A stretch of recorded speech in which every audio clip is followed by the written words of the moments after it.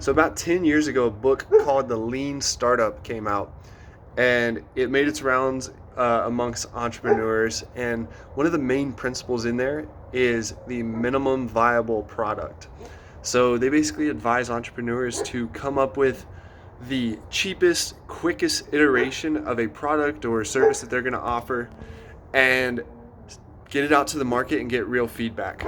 And something that I like to do in my personal life is get minimum viable products. And what it helps me do is not regret spending money on stuff and not wonder, oh, am I going to use this? Am I not going to use it? I'll just get the basic version of something. So perfect example, I want a cold plunge setup, but those things can take a lot of money. If you're going to build them yourself even, they cost a lot of money. Here's what I'm doing. This winter, I've got a little tub out here. I filled it up with water. We're about to have a freeze for a few days, so I will get an intense ice bath.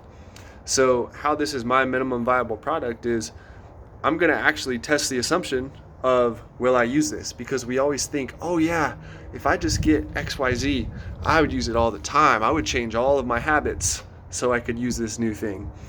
And the reality is we rarely change our habits.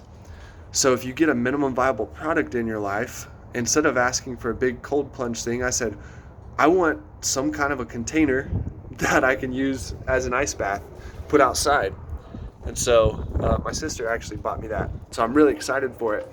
So if I use it and I prove to myself I can use it, and maybe a year passes and I'm like, okay, I'm consistently using this thing and doing this thing, that I will get the value out of it if I buy the expensive or fancy version.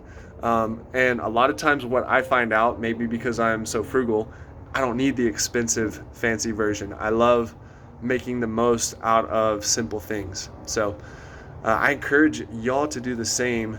If you're someone that likes to buy all the gear before you go to the gym, or you think maybe you want a home gym, but you're gonna have to spend a few $1,000s on equipment, just start small. Get one piece of equipment that you can incorporate a couple times a week. And hey, if you prove to yourself that you're gonna work out at home, then maybe you take that next step. But if you don't, hey, you just saved yourselves a ton of time and money.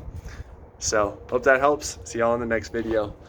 Can't wait to take my ice bath.